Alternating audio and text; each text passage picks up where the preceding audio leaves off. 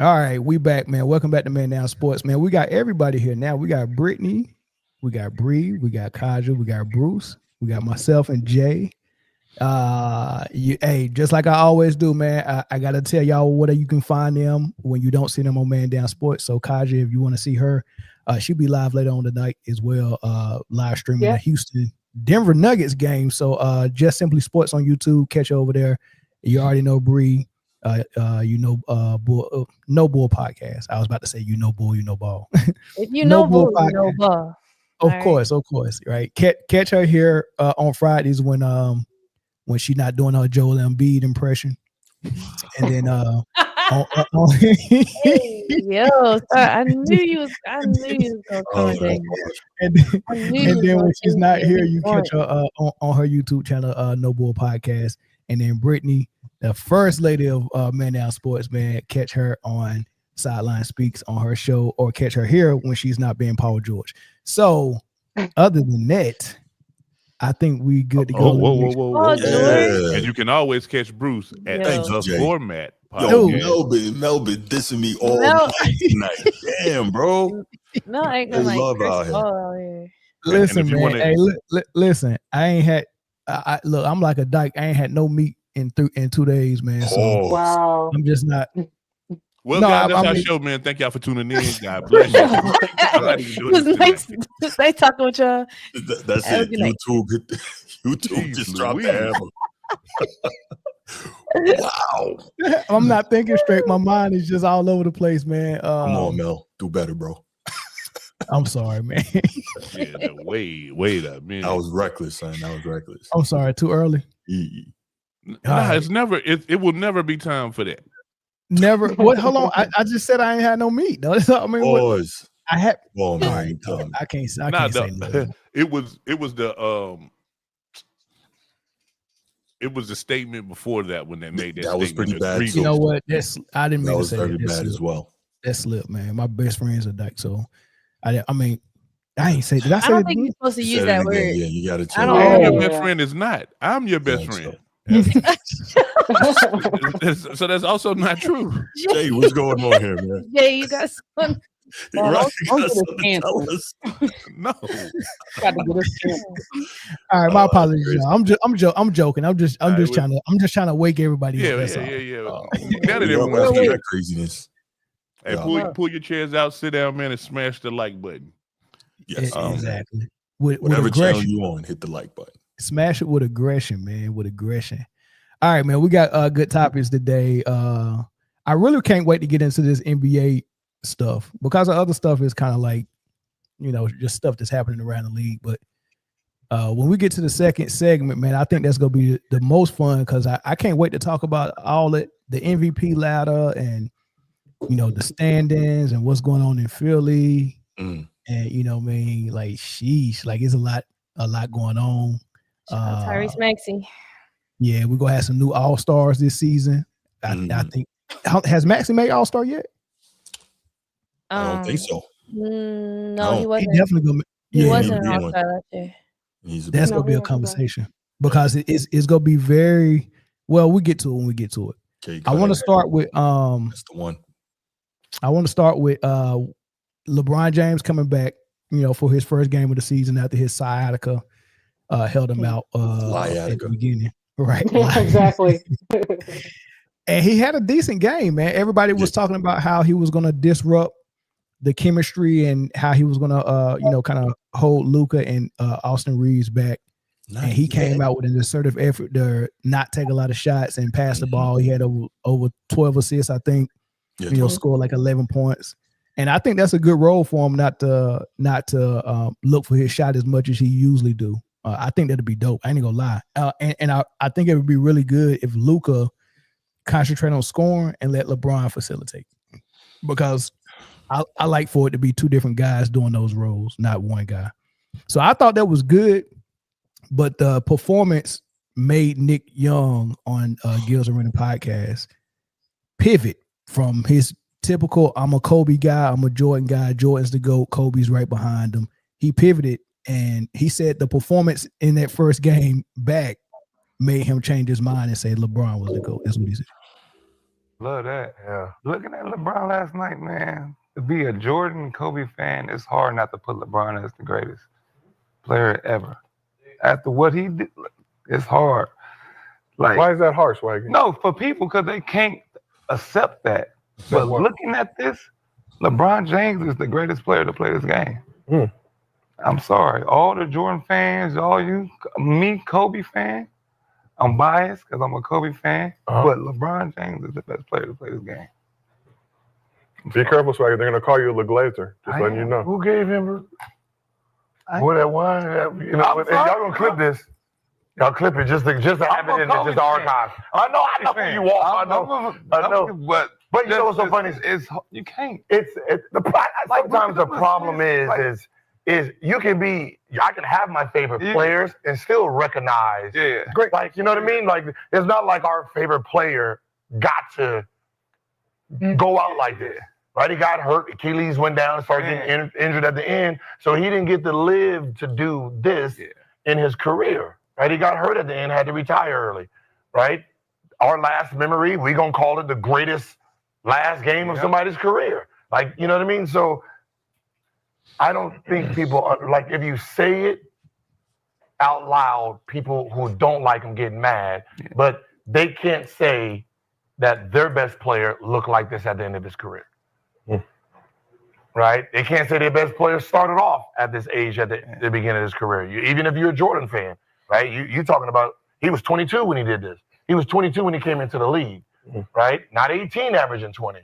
So there's things like, but at the end of the day, they all bring some type of greatness that you can't mimic.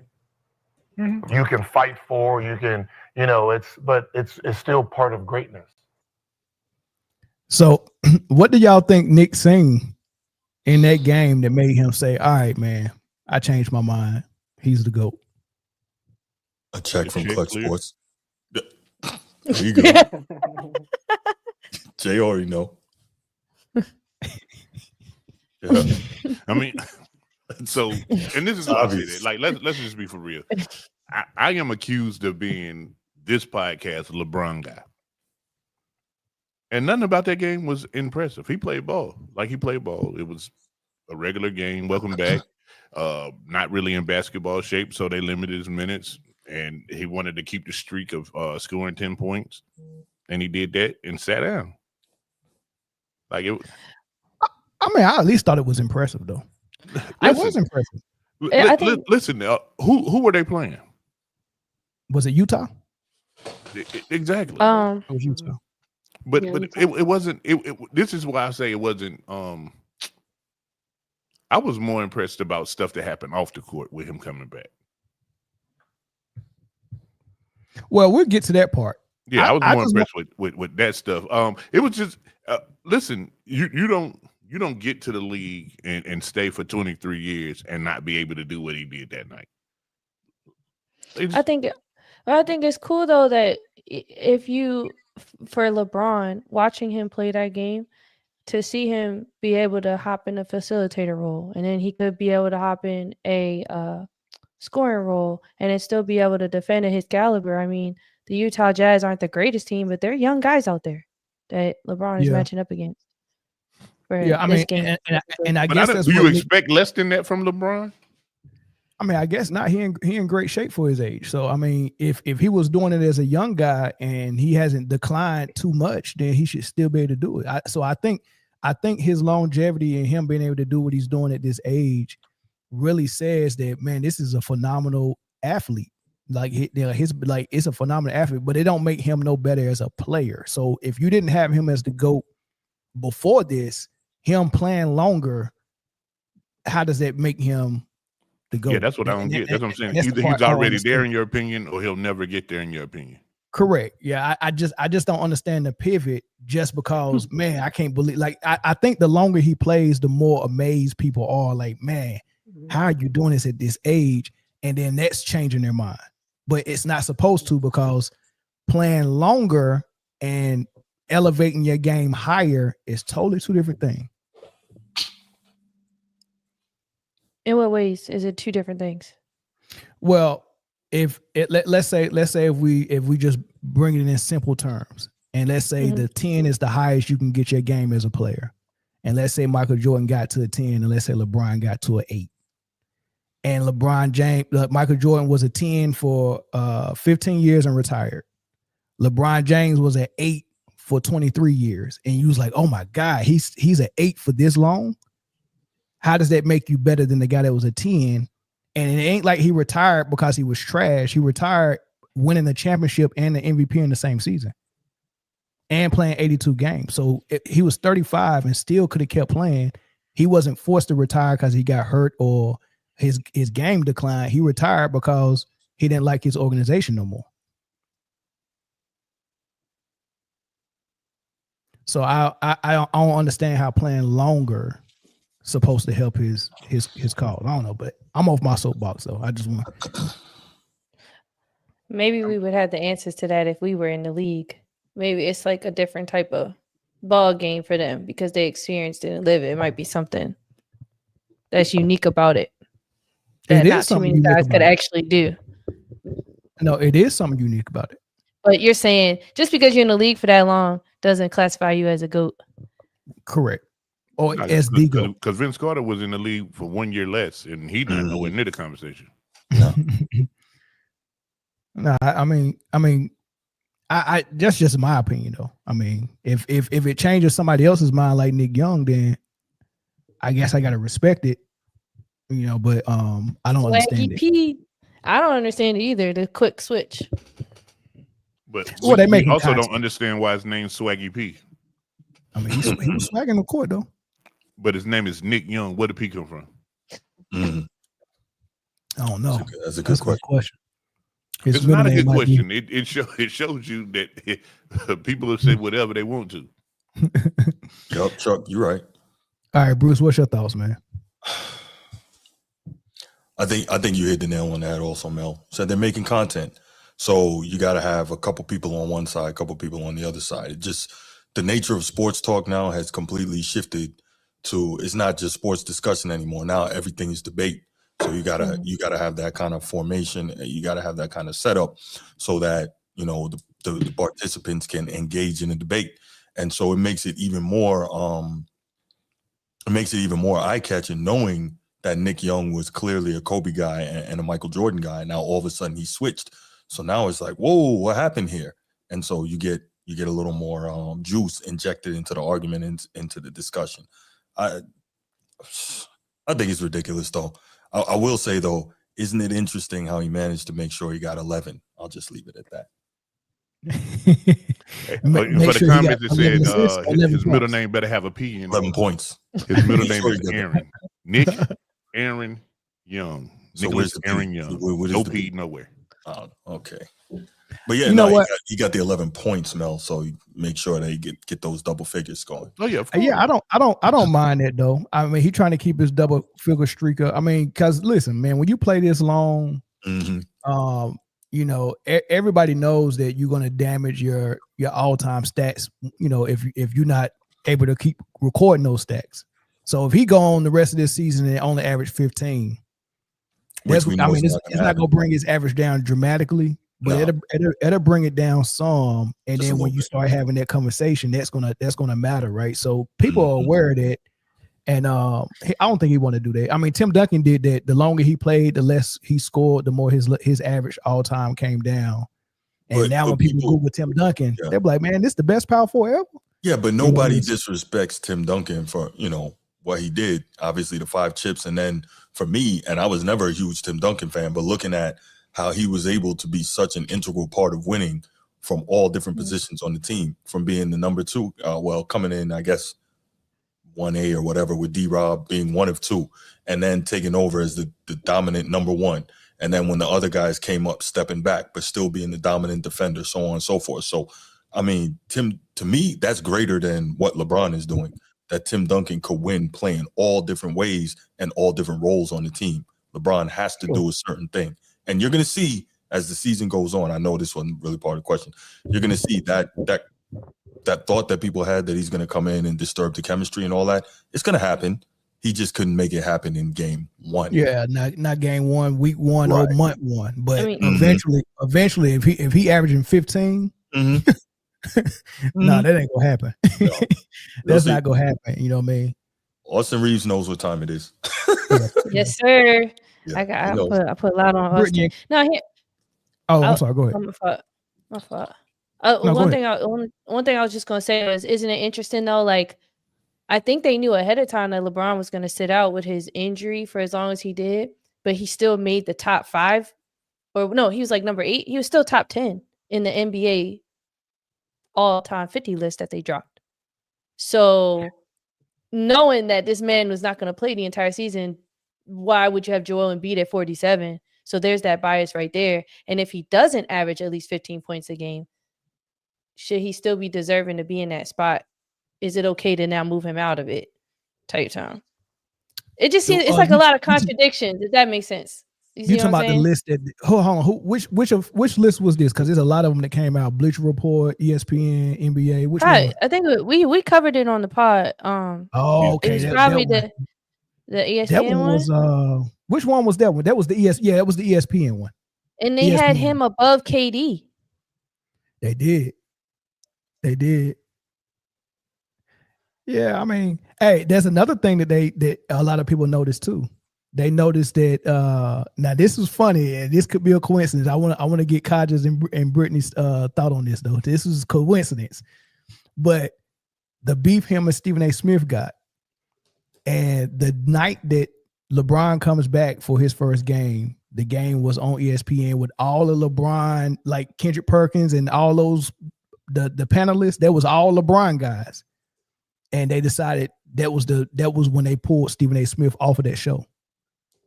Mm-hmm. The show is full of LeBron guys now. The night LeBron comes back, that's when the announcement came out that Stephen A. Smith would not be part of the show no more. But, I don't know. I think that might be a coincidence. But what's y'all thoughts, though, Britne and Kaja? Y'all been quiet. I thought Stephen A. didn't want to do that show anymore for whatever reason. He claimed when they negotiated his new contract that he already knew that he was going to kind of like fade the black for it, but Yeah, the day after I got fired from Man Down, I didn't want to do the show neither. Funny guy. Think they firing Stephen A. over LeBron? I feel he called it. He said Stephen A. said LeBron was in the background blackballing him. He did say it. From ESPN, I don't know. That man the face of ESPN. He won't get fired from ESPN. He just won't be part of that show. He ain't get fired for you. Well, he did say months ago, though, once he got his new contract, that, he was stepping away a little bit from certain shows. And he did mention the countdown, even before they had the whole beef and everything that happened. So it could just be a coincidence, but they don't like each other. So I think Stephen A. is okay if he doesn't have to sit there and talk about the greatness of LeBron anymore. I think he's okay with it. The first take is enough for him. I don't blame him. I don't blame him, man. But what's y'all thoughts on the whole situation, though? Nick Young you think that's a good reason to pivot because the longevity, is the longevity that impressive that it's going to change some minds? That's the question I ask y'all.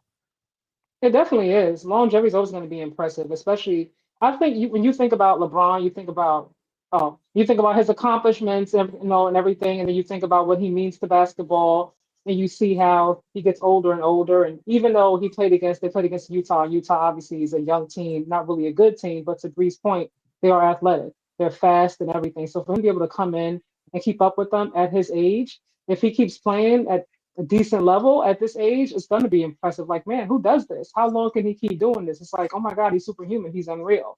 So some people are going to change their minds. And when it comes to Nick Young, I think he just says whatever sometimes for the content, to get some likes and, some clicks and some views. So I can't take him too seriously. But outside of him, people are going to change their minds the longer he keeps playing. They're going to find it impressive. I think he knows that. That's why I think that's part of his plan. Like, man, if I keep playing and I stay in shape and I still look good, eventually that's going to be impressive and you're going to have your choice. Or you're going to be impressed by how good Jordan got and how much he won, or you're going to be impressed by how good I got and how long I played. So you got a choice. I think the longer he plays, the in some areas is making his argument better if you want to argue the point for LeBron. I guess that's the idea. But I'm not moved by it. Britne, you moved by it? No. I give him credit for being a fantastic athlete. But am I putting you over MJ and Kobe? It's because you got longevity. That does, to me, is more impressive to win as much as they did in a shorter span. Mm-hmm. That's how I looked at it. So if you just flip it, reverse it, then how do you see it? Flip it with Jordan, said, right? With only playing 15 years, accomplish everything to accomplish in that short amount of time versus 20. Was this 23, 22? 23. 23 years, and you still only have 4 rings. If I play 23 years, then man, I'd probably be top 10 in scoring. Right. That's me coming off the bench or not playing at all. So I guess he's expecting people to just forget about that part. Like, what I'm saying? Like if you watching this one thing for so long, eventually we go forget that, dude, you only got 4 rings, they got 6, they played less. And then it becomes, okay, he got all of these stats. Like he's going to be number 1 in scoring. He's going to be probably number 3 or 2 in assists. He's going to be probably close to the top 10 in rebounds. Right. And then he just passed Reggie Miller for made 3-pointers. Like when you put all that together, if you lose sight of what really matters is the rings, when you put all that together, it's like, man, hey, bro, who else can do it? And there's not a lot of people that can do it. There's not a lot of people that's going to be blessed with LeBron's body and blessed with his luck of not getting any major injuries who want to play 23 years. And let me ask you a question. Is MJ's rank up there in scoring? Where is he ranked at? Oh, shoot, he probably top 5 still. Top 5 now. Top 5. Where's Kobe? Well, Kobe played 3. So let's just. So it's LeBron, Kareem, Malone, Kobe, Jordan. Right, I think that's what it is. That's the top 5. How many years did Kareem play? 20. He played a lot too. Yeah, 20 years. Yeah. And which that nobody talks about. I think he was averaging like 14. Impressive as well. Yeah. And he was real physical. Mm-hmm. Yeah, everybody up there in the top 5 played 20 years. And if I can recall, he also played, was it 4 years of college? Yeah. So he got a later start to his career. Yeah. And no 3-pointers too. But nobody talks about how that's a big one right there. No 3-pointers. The thing, it's just, it's LeBron fans just trying to add anything they can to their argument because they know they have a weak argument. Yes. That's a good question, but I know LeBron fans is doing that, but is LeBron doing it? Yes. That's the real question. Is this his goal, Jay? I'll let you answer that because you talk to LeBron every day, don't you? No. I don't talk. I talk to Coach K a lot. I don't talk to LeBron at all. Their relationship soured. Now I think he just liked to play ball. Like I just think that's what he was done his whole life. Like I think he don't really have a purpose in his mind if he ain't hooping. Like I don't think it's to play with his sons. I don't think it's to play. I just think he want to put on their shoes and do that little bow leg walk out there, throw that powder in the air. Like I think that's just what he want to do. I don't think that's it. Nah, it's not that he just wants. Because it ain't money. It ain't nothing. But it's love of sport, man. That's not. And what I ain't gonna say love of the Jay. game because I don't think it's the game. I just think he like doing what he do. It's love of the attention, Jay. He gotta have it. He's obsessed with it. It's his drug. Definitely. He can't stand not being. He can get an OnlyFans now. Whoa. What? Not the OnlyFans. I guarantee if that nigga got an OnlyFans and he got on there and just spin the ball on his fingers, there's like 5,000 LeBron fans that would subscribe. You think he can put his podcast on OnlyFans? Man, what? You know what? Yeah. You think people pay for it? I think. Come on, man. Don't act like you don't. Of course. We know one. Have for you sure read the who would, comments? Have you read your own comments that show up? Exactly. I think we know one for sure, Mel. Don't act like you don't know. Who's the one? So you know who it is? It's you, Mel. It's you. I would subscribe to his OnlyFans to watch his podcast. It's the caller from Texas. He knows who it is. I think his fans are so obsessed with him. If he said, "I'm making the OnlyFans for my feet," they would subscribe. They would subscribe. They sure would. But it's not. But it's not just him and his fans. Like so people got to understand, man. We living in a time now where fandom is just different. Like people like something that they like, and they just don't nothing else matter. Like that's true. If I like Duke, I can appreciate Kentucky being good. I can appreciate Arizona having a good team. Why you say I was about to say, can you appreciate? I can't appreciate that. See that? So you just messed the whole statement you was about to say, because as soon as you didn't say Carolina, I said, this cap right here. I saw that. That's cap. Nah, listen, don't even finish it. So no, I didn't mess up my statement. I'm proving what fandom does. I can't even say that. Yeah, that's tough, ain't it? Yeah, that's real tough. And I feel the same way about UConn. Like I used to drive a UConn. That joke went over my head. It did go over your head. Shout out to E. Leezy and the cash out with the $50 cash app. I appreciate you, bro. That's love right there. Man. Yeah, that's Super real love. That's love. I might donate that to one of the guests. To the OnlyFans. Yeah. Send it to LeBron OnlyFans. All right, y'all want to move to the NBA, or y'all want to take phone calls on this? I mean, I don't know if Young Disciple want to call in on this. You know what? I'll take one phone call. I'd say take at least one. Yeah. I'll take one. We want to get screamed at tonight. Oh my God. Hey, Brooklyn is beating Boston right now, dog.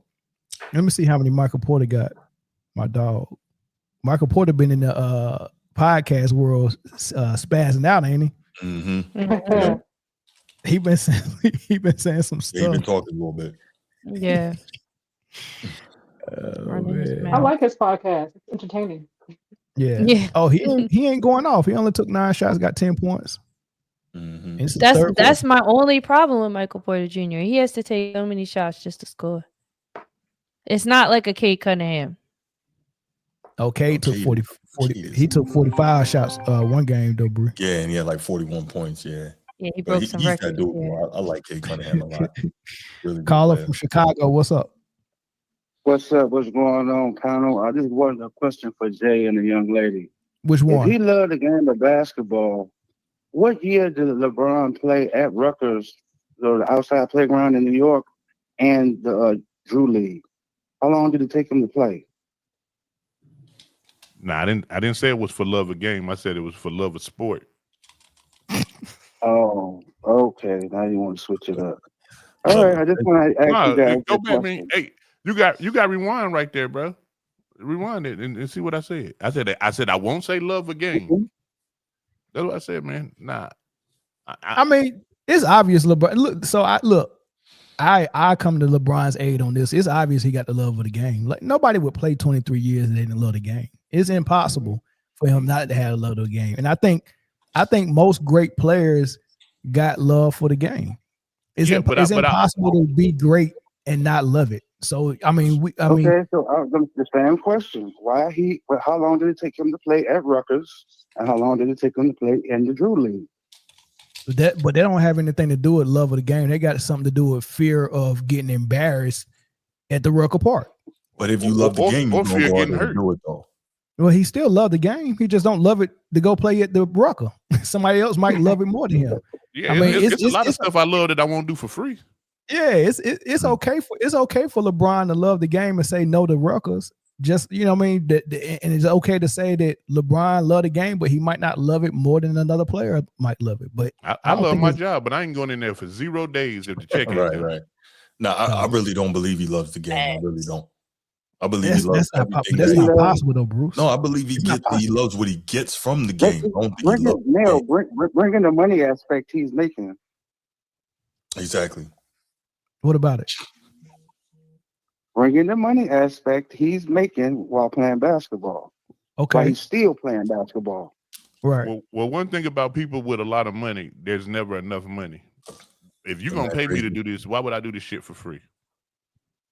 Nobody asked you to do it for free. See, you changing the You said play concept. the Drew League. They don't get paid for that. MJ played for free. said, Mel said he got the love because he loved the game of basketball, but there is another answer. He loves the money he's getting from playing basketball too. And I think every player like that love the money too. But he doesn't need basketball anymore to make money. Correct. If he stopped playing today, he's gonna still make millions. Correct. He's not gonna hold on. So you mean tell me for 1 year he'll make $50 million? Listen. Maybe not from basketball, but other ways. Between investment, endorsement company that he has, he owns a lot of stuff. Wait. Owns a lot of stuff. KD. Here's a better question, caller. Here's a better question. Is there anything that LeBron does that you like? Anything that he does that I like? Yeah. I like when he subs out the game. Come on. because this is what we're doing. No. Go ahead. Here's my answer. LeBron is great at basketball, but LeBron is not great at what I'm trying to say when it comes down to winning. That's not an answer, sir. That's not an answer. That's not an answer. But that's not fair, sir. I answered your question. You ain't answering mine. That's not fair. I said he won't change his play to win. No, sir. That wasn't my question. Ask the question one more time, please, because I don't think you heard it. Is there anything that LeBron does that you like? Because this is what I'm not, right? When I'm being okay, so when I'm being honest about sports, I'm really genuinely being honest without trying to be biased. Some of my bias might slip in there, but I'm really genuinely trying to be honest. And I think what happens is a lot of people dislike some of the things that LeBron do so much that we can't give him credit for nothing. And we can't even admit that this man loves basketball. We got to chill on that, dog. The dude love basketball. You're not going to lose the GOAT debate because you admit that. I would never say I would lose the GOAT debate. I just asked the question. Yeah, but that's how we act. We say all this stuff about LeBron because we think any inch we give away to LeBron is going to lose way for our other favorite player, whoever it might be. No, that's not true because LeBron, when he first came into the league, LeBron was standing on business. Okay. And now business is standing on him. Certain ways, and hold on. And after he found out certain ways, and the ways that he was not going to win, I don't know what changed his game or changed his mind to leave and not stay. That's a whole different story. But when the young man came in, the young man stood on business. Okay. Hey man, touch on the dog where LeBron hurt you. Say it again. Nah, he messing with you, man. He's trolling. Yeah, he trolling. Jay trolling. He trolling. Hold on, wait a minute. It's the same way that Mahomes looked shook last week. Hey, he did, man. But you know what? He went home and looked at his 3 beautiful babies. I ain't talking about them kids. I'm talking about them rings. Oh, because you're a Kansas City fan. No, Jay, you that can't almost do went that, over Jay. her head too. Nah, he went home and looked at his 3 beautiful babies. Jay, I ain't talking about kids. I'm talking about Super Bowl rings and everything's okay in the world. Jay, you cannot duck smoke by saying that, man. You can't bring people, kids, and family into it. Hold on. No, he's talking about the rings. The rings. I didn't bring his kids in. I said 3 beautiful babies. Those Super Bowl rings. Oh, and everything was okay with the world. Okay, got it. Yeah, I feel you. But hey, Colin, man, we appreciate you, man. We're gonna move on. Right, baby. Keep all right. Do y'all think y'all think the basketball world is too hard on LeBron? I think Bruce is. I don't know about the rest of the basketball world. So I respect that. Pretty hard on. She's hard on it too. My thing is though. So believe it or not, how long, Jeff? My bad. No, I was saying believe it or not, I didn't have a problem with LeBron when he first came in the league, but the more and more BS that started coming with him, and all the nonsense he was on, that really, turned me off. And then also watching him being so gifted, but not developing the skill part of his game, a la a Kobe, a la a Mike, a la a Dream. He has all the tools if he had really put the work into his game. So I'm like, that part of it bothers me as well. So then you got the confluence of him making the moves that he made, which I believe cheated the game. You got that in conjunction with him not developing his skill set better as a player, and then all the hyperbole and all the extra stuff. I'm like, nah, that is what ruined LeBron for me. But if you just want to keep it between the lines, incredible physical specimen. I think there's too much missing from his game, though. That's me. I mean, he do got some stuff missing. Mm-hmm. Do got some stuff missing, man. But I mean, I seen people with missing their back teeth still got a pretty smile. Just asking. Oh. Go ahead, Britt. Then we're gonna let the caller go. Go ahead, Britt. I think for me, it's I think you're going every player has their haters. You want to have your hardcore haters. MJ had them, Kobe had, everybody has their haters. But for me, it's just the crowning of oneself, right? Before you even accomplish really anything. The crowning, and then things that you say, that you put out there, that creates these super high expectations that you have yet to surpass. Yeah, you got the 4 rings. Yeah, you have whatever. But a lot of things that you come out and say, you act like you've been the greatest since you was 18, 17, 16 years old, and we have yet to see certain. So I think that's what it is for me. Like, okay, you still have yet to surpass MJ in my mind. You still have yet to surpass Kobe in my mind. I'm not talking about on the all-time scoring list. That is what it is. That we just talked about that at over 20-something. That's eventually almost a guarantee at this point. So that's what it is. Outside of it, I always thought he was a talented player. Exactly. Is he great at anything in his skill set? No, but that's fine. He had his own greatness and his own ways on his court, and we see that. So, but for me, it's just crowning oneself and certain things that you would say, and I'm like, okay, still haven't accomplished. All right, Jeff, go ahead. Jeff, you our last caller. Yeah, you need to be ashamed of yourself. Come on, dog.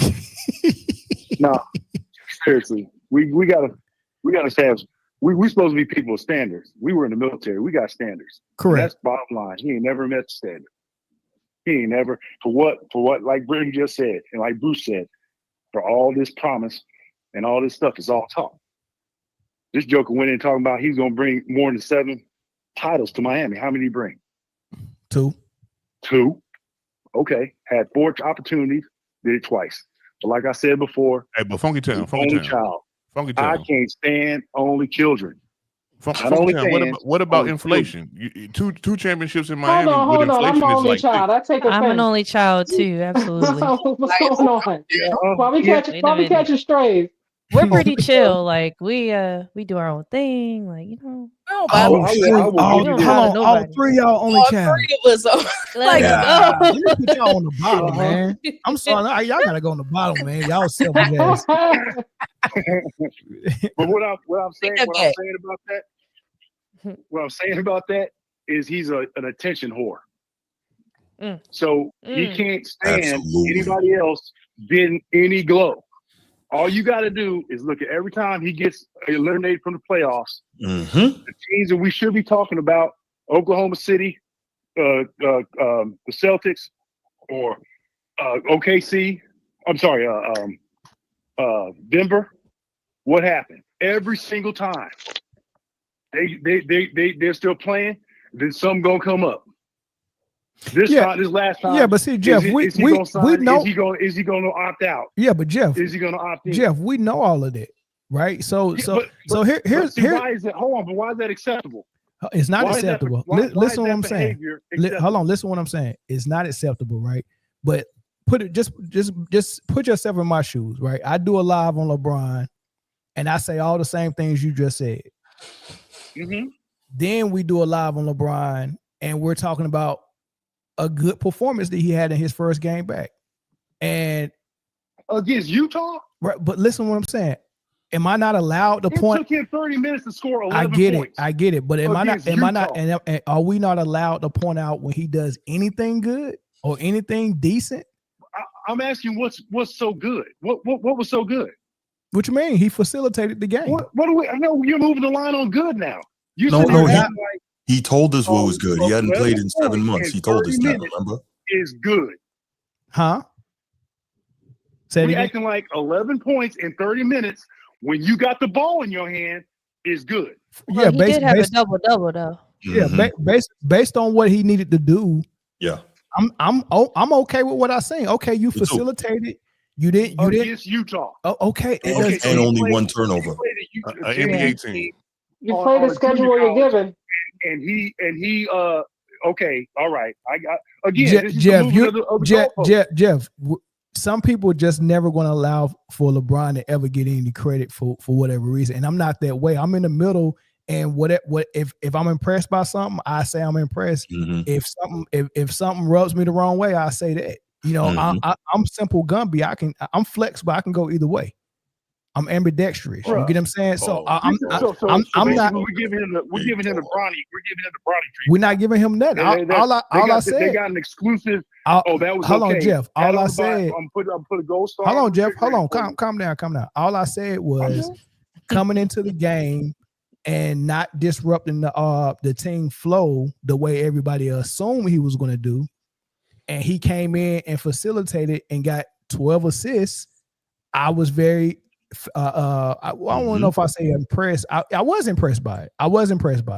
And I can say that and still think that he's a piece of shit in other areas. I can still say that he's an attention whore. I can still say all that. Plus minus. I don't care. They won. But that's against Utah. Okay, that's they only played one team. They only played one team though. Nah. Okay, listen. Was it Utah State? Was it Utah College? University of Utah. University of Utah. Right. It might as well be Utah Utes. It might as well have been a Division II team. So what would have impressed you, Jeff? If he did against OKC, had he come in, if he did against the Pistons. Honestly, if he had done that against, absolutely. If he done it against the Houston or OKC or hell, if he had done that against the Warriors, I'd be like, okay, great. Okay, well, we'll cross that bridge when we get to it. If he plays the Warriors and looks like crap, already over here giving him his fair like he did something.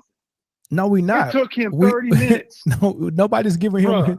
Nobody's giving him nothing, dog. But I feel like also we have to take into account the team that he has around him now is way different than what it's looked like in a while, especially with Luka. And as ball dominant as he is clearly Luka's team. Clearly, Luka is the first option. And then it's debatable whether LeBron's going to be number 2 or Austin's going to be number 2. You see what I'm saying? It's just like a different dynamic of a team now. Oh, so and you think the way he showed up, I just think it's sustainable that LeBron James is going to set it and be number 3? No, that was 2011. He did that because he decided not to show up. I'm saying the way he has to show up on this team, I kind of appreciate his flexibility and his ability to do that. To see what type of team he has and to still show up and serve something at home. That's the word I was looking for, Brie. Appreciate. Yeah, I appreciate that about LeBron. I can say. Man, I would appreciate if a dude who wants to sit up here and hang his hat on longevity hasn't missed the equivalent of 2.5 seasons from low management. Yeah, I'm with you on that too, like, okay, Jeff. Wow. But this wasn't the topic to bring that up. Like I'm not gonna bring up everything I don't like about LeBron every time we talk about LeBron. No, it ain't necessary. But, that's what I'm talking about. This is the whole thing. We talking like this dude. Like we got to go out of our way to give deference to whatever this dude does. Oh, he took a shit on the toilet by himself and wiped his own ass. After missing a whole month, he was able to do that all by himself. My God, that's 23 years, and he's been able to do that. That's so precious. That's so precious. Wow. That's so precious.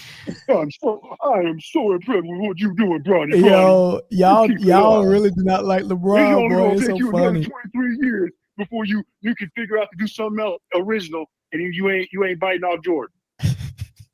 That doggone chalk talk, that was Jordan's chalk clap. Jeff. 23 is 23. Jeff. Space Jam. Jeff. Man, now, listen, all I'm saying is, look, I don't like Donald Trump, and I don't like LeBron James. I get it. I can see that. I'm not going to ever sit there and say anything good about Donald Trump. I can see I'm not that. going to ever say anything good about Donald Trump. He got money. I give a damn. Whole bunch of people. Elon Musk got the most money in the world, apparently. That's a nice orange can I've never seen before. I can't stand that troglodyte. He got a nice tan. And LeBron ball look cool. I'm not gonna lie. And tan is nice. No, that ain't a tan. That's a spray on. That's eating too many. I don't know. I don't know what you're doing. Rubbing cheeseburger packages on you or something. I don't know what you're doing to get that unnatural color. That ain't human. I can't. That ain't human. Yo, I can't. That orange thing. Jeff, you done? He's not. Hey, let me stop before Ice try to roll up and I got to shoot some people. All right, Jeff. Thanks for the call, bro. Appreciate Y'all got you, it. Jeff. Have a good one, everybody. I think for me, it was just I don't know. I didn't really, whatever, but I think it's just the coming back in this situation, and this maybe for them to win and get to where they want to be, maybe this has to be his role. But is he willing to be adjusted for one game? We're going to see what he's willing to do for the next however many games. Correct.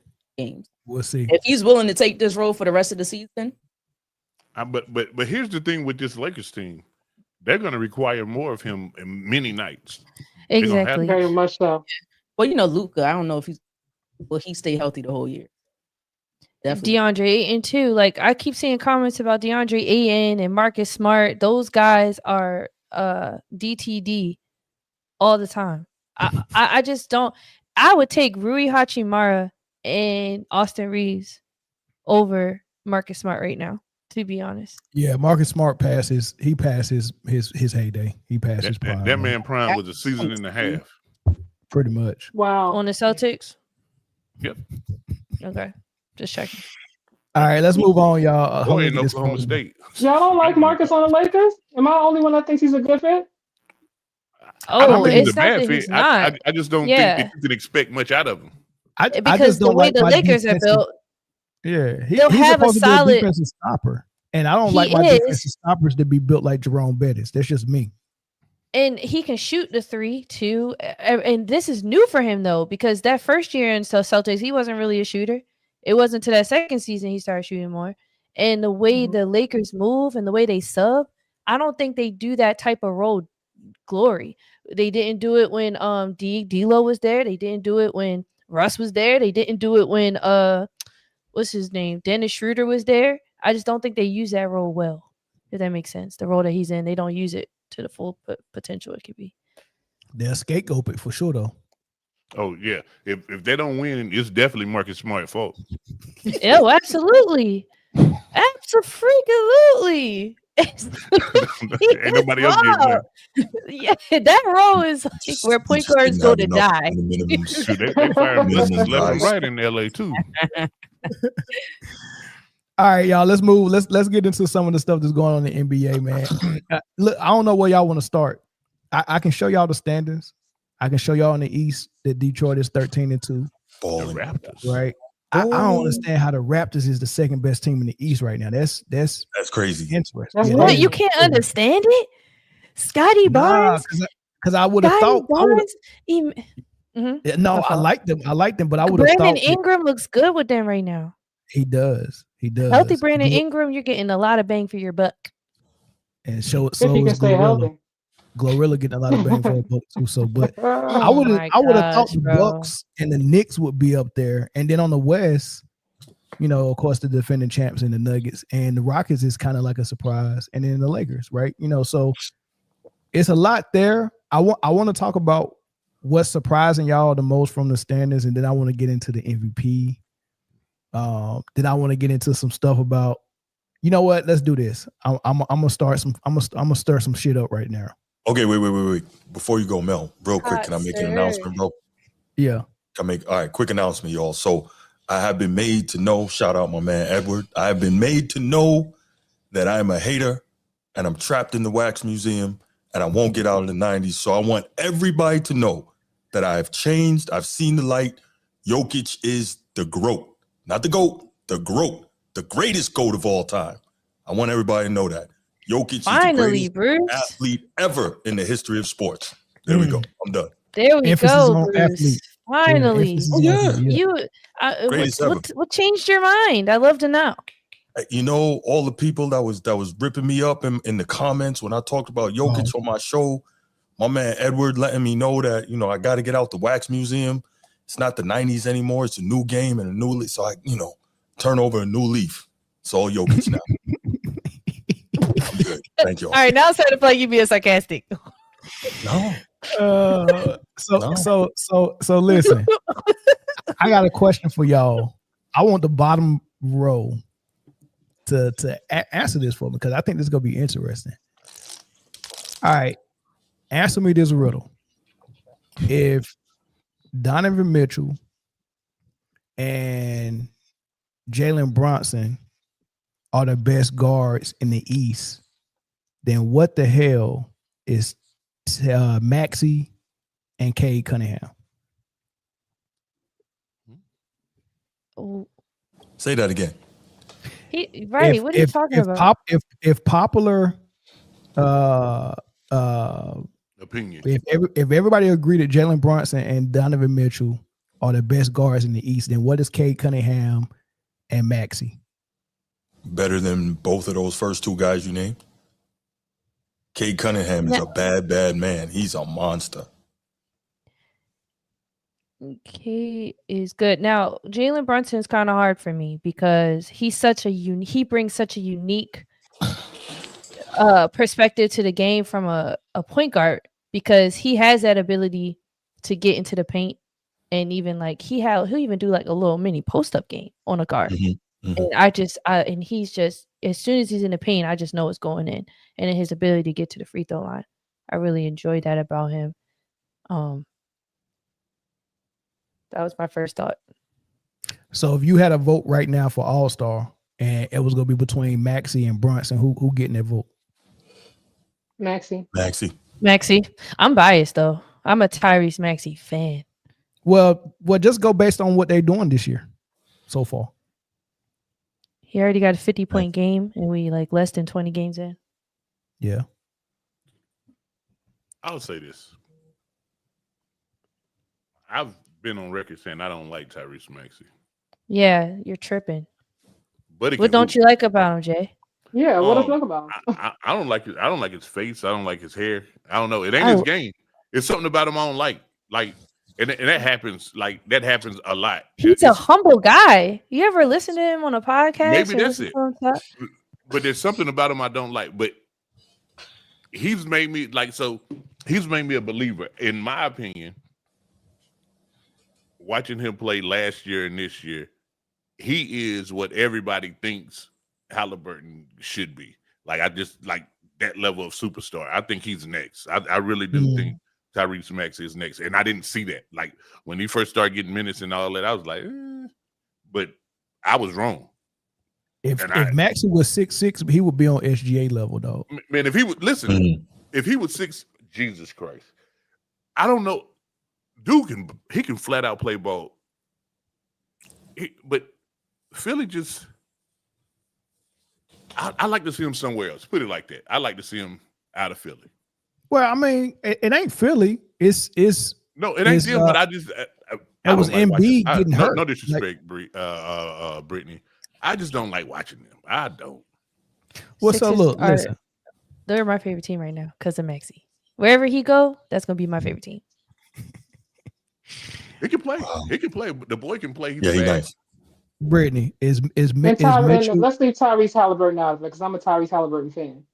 There will be no Tyrese slander. Right. It was such a weird comparison. It was a weird. That makes it even better because he in the East too. So if the All-Star votes are going to Mitchell and Brunson all the time, and everybody think that they in the top 10. Brunson just got into the All-Star, by the way. They were selling him short for a while. He just got in there. Just want to throw that out there. And he was off the bench, by the way. He was not a starter. They've established him as one of the ones, and so it has Mitchell. Now you got these guys coming behind them, Tyrese Maxey and Cade Cunningham, and I actually think they're better than them this year. Well, so and Halliburton, even if he was playing. Listen, man, Brunson is a dog. The Knicks hired Brown, man, for an excuse of why they're not gonna win this year. Like that's the only reason why he's there. Like they're not. It's not gonna work. But Brunson, you can't put that on his shoulders. You can't put it on his shoulders, man. That dude is good, man. No, he's good, but he's very good. So here's the thing. Cade Cunningham is exactly who we hoped he would be, and maybe a little bit more. It took some time. Yeah. Did we think he was going to be this though? I didn't think he was going to be this. He was the number one pick. It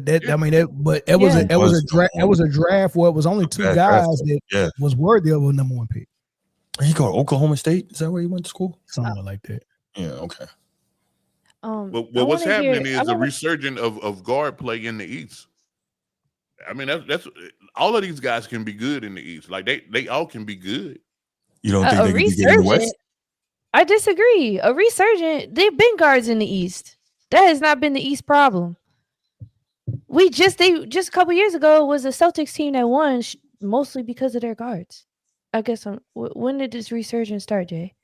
No, so you talking about one team that had a good guard. You know what I'm saying? Like what I'm saying is the East good guard play for the longest been in the West. And now the East, you know what I'm saying? Them boys are stacked. Pause from top to bottom. Yeah, I get what you're saying because for recent history that you had Dame in Portland, you had Steph in Golden State, Russ. You had Harden in Houston. Yeah. You had Westbrook in OKC. That was all in one. I get what you're saying. Okay, I get what you're saying. So what I'm saying now is it spread thick like that, Pause, in the East. Like even you pick a team in the East, any team in the East, they got a damn good guard there. Yeah. Any team, yeah. Oh, speaking of teams, I do want to hear what it's good guards everywhere. I'm sorry, go ahead, Brie. Yeah, no, it's fine. Yeah. I do want to hear what Britne has to say about the Sixers right now. Heck yeah, I want to hear. What do you think about that and how they're looking right now? I mean, it's still early, so I think it's kind of knew about that. But this actually, I've known this last year. Whether the organization, the players knew. I think they're that out this year. Hold on, Britne, you going in and out. I don't know if it's mic or in. Yeah. You might be coming through your headphones and not your mic. I don't know. Am I coming through my? You might be, because it's going in and out. Tap your mic. Oh no, you definitely coming through your mic. I don't know why it was going in and out. No, that's a Wi-Fi. I don't know. Wi-Fi. Yeah, I probably gotta connect to the plug-in. Well, you good now. You good now. No, what I was just saying, I felt like this has been Max. It was just waiting for it to be Maxie's team. I've known since he was a rookie. I said this kid is something different. Since the day we drafted him, in that first game I watched him play, I said this kid is something different. And they started to bring not quite the AI vibes, but we get in there a little bit. It's not going to reach AI how hype we got over AI. I don't think anybody gonna ever see an AI in Philly again, but it's pretty close on how excited we've been. We've just been waiting for him to get to this point. But no, this is his team. I think now they have the perimeter, the guard play that they never had before. When Joel was here and healthy, who was their guards? So you had Ben Simmons, who didn't want to shoot, correct, right, and cried every 5 seconds. We had Harden, to me, talented player, but he held onto the ball way too long. That didn't help. There's been times where we didn't have either one of those guys, and it was just all put on Joel. I don't with no real perimeter quality play, in my opinion. So now it's unfortunately Joel is hurt right now, but it's a lot of young pieces on this team with Tyrese Maxey, DJ Edgecombe, and a match. They go well together. Then you got Jared McCain is just coming back. He's starting to looking good. Quentin Grimes, he irritates me at times, but he's a good player. And you go to when Joel is able to play, his role is a little bit different. Nobody said Maxey was AI. Who up here said Maxey was AI? James be coming with that nonsense. Like not one person said Maxey was AI. I said fans are getting excited with James Maxey. is very opinionated. Like who's behind AI? Y'all better leave Britne alone about Philly, man. Y'all can throw that in the chat on any other topic, boy. Y'all get on the Eagles and the Sixers. Y'all gotta respect. Yeah, you gotta be some. It's just come with the facts. That's all I say. Just come with the facts. Don't come with the nonsense. But I just like the way the team is playing right now, even without a Joel Embiid. It just looks better. But now they just gotta grow together. It's only been 16 games, so they'll figure it out. They just not get McCain and Paul George back. And Paul George, I don't need Paul George to be the superstar Paul George he was with Indy. Like, I don't want that role for him at all. Right. He played quality defense the other day, and he was shooting the 3 ball very, very well. With this whole new 3-and-D guy, let that be his role. He should be like the third, fourth option to me on this team. This must be for the bottom row. This ain't for Jay or Bruce, is it? Yeah, I think that's for the bottom row. No, it's for Man Down, on Man Down Sports. Hey, is Maxey better than Trae Young? Yes. Is he better I'm gonna say yes. Is he better than De'Aaron Fox? Yes. Hell nah. He ain't better. I'm gonna say yes. You could get away with the Trae Young one, but Fox. De'Aaron Fox, I feel like we've been doing the Spurs did just get a win, I think. They just pulled out a win with De'Aaron at the helm, I think. Scored the most for them since Wemby's been out. He's been holding it down. But I will say that Maxey, De'Aaron is quick as well. Like, they're both very similar players. They both appreciate the pull-up game. I've loved how you see Maxey shooting more threes. And although his field goal percentage could drastically improve, I think Maxey has a better handle on the ball, and he goes downhill well, even in the backcourt, as opposed to De'Aaron. You got to catch him in transition. That's where he thrives. And with the Spurs team, you can see it sometimes, but I think Maxey is outdoing both of them right now. And this is before the 50-point game. Now, he definitely outdoing them as far as, performance is, scoring and stuff like that. Different situations they in, but having Wemby be your number one, that's different. You're not gonna put up number one numbers, but Maxey putting up number one numbers. You know what I mean? So yeah, that's gonna look different. But I mean, what else is going on? MVP ladder. Who y'all got? Give me y'all top 3. Top 3, I got the Joker, of course. Luka, if he could stay healthy. Wemby's in the conversation for me. I'm sorry. His health, I don't know what's going on with his health. I'll see if he can stay healthy. And you gotta have SGA. I gave you 4. I mean, you asked for 3, but I gave you 4. Is that the order? Is that the order? No, not my order. Oh, okay. What's your order? Ooh, order. If I had to pick right now, I'm gonna go Joker. If I had to pick today, I'm gonna go Joker. And then I'm gonna have SGA as a runner-up. And then Luka, and then Wemby. Okay. Bruce, is that how you got it? No. SGA 1, Joker 2, just because of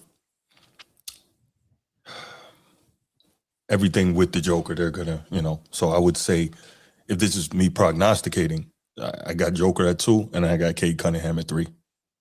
He's just not getting enough love. He is killing his team, as you showed, is at the top of the East. They're on a nasty win streak. I mean, Yeah. They got to get this dude more love. I don't understand why he's not getting it. So yeah, SGA, Joker, Cade Cunningham. They even won without him too. Yeah, they won a couple without him. But that's yours, Mel? Yeah, that's mine. That's mine. Funny. Okay, that's funny. Yep.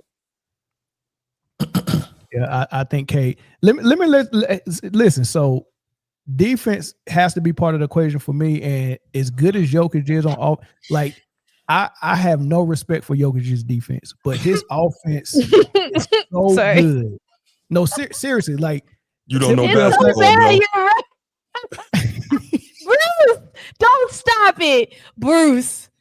You better stop it. I don't mean to yell. I'm sorry, y'all. My mic is loud. I'm sorry. Bruce said the reason he hated Joker was because his defense is terrible, and we can't call that man great because he can't play any defense. And he talked about his rim defense and everything, and then he made fun of every time he scored. Hold on, stay with me, chat. Every time he scored, he hit the little. You even did that on camera. You did that. Yeah. I'm sorry. So listen, I had no respect for his defense, but I had so much respect for his scoring ability and his passing ability that he's number 2 on the ladder. Like I respect defense so much, and it's very hard for you to get in my MVP ladder without I don't even have Luka in my MVP ladder. But Jokic is so good that he's number 2 without defense. But everyone knows he can't defend and don't defend and won't defend. But Bruce sent me a clip of some podcaster making the most excuses for why Jokic don't defend. And I'm like, this is every Jokic fan. This is like, when y'all hear this is crazy. Some criticism the other day, they're showing defense by Jokic. And, it's not good. And usually it's not good in the first, 3 quarters. And that's his thing. And part of it is he's trying to save himself from fouls, which isn't terrible. And they're so good offensively that they if you're up by 9 or 8 and the guy's driving, okay, I'll maybe reach quickly or whatever, but I don't have to go all out contest. But it can protect you from getting hurt. And I can guarantee you, if we have the data right now, the more effort you give on defense is a strong correlation to you getting injured at some point. Now, something tells me that you subscribed to this method when you played. Yeah, man. No defense for combo, man. But that's fair. I think when anybody plays in the red, right?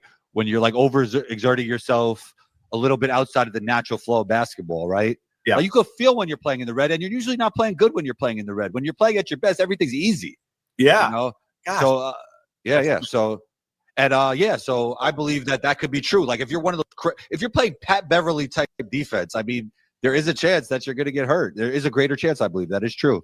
And also on top of that, defense, number 1. Number 2, when I watch Jokic play in the Olympics, I watched it up close. I mean, he's a lot better defensively than I thought from when I was watching. Like he the way he moves his feet, like his IQ, he kind of switched out on Patty Mills and held him up a little bit. Like I kind of was impressed by Jokic's defense. Yeah, very opportune moments too, like in a clutch situation. So again, to me, what that says is he saves it. So when he absolutely needs it for both foul trouble protection and then injury protection as well. I'm telling you, there's something to that. And plus, throughout the game, his rebounding is really good and he's really solid that way, which is part of defense is getting the ball back.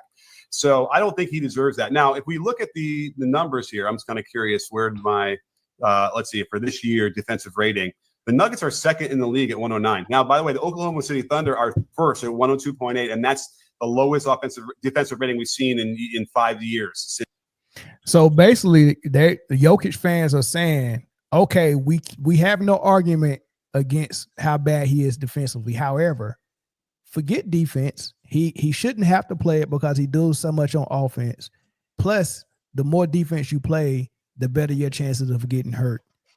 What's y'all thoughts on those arguments? And should a MVP be given to a player who can just take defense off and say, hey, that's not important? Football.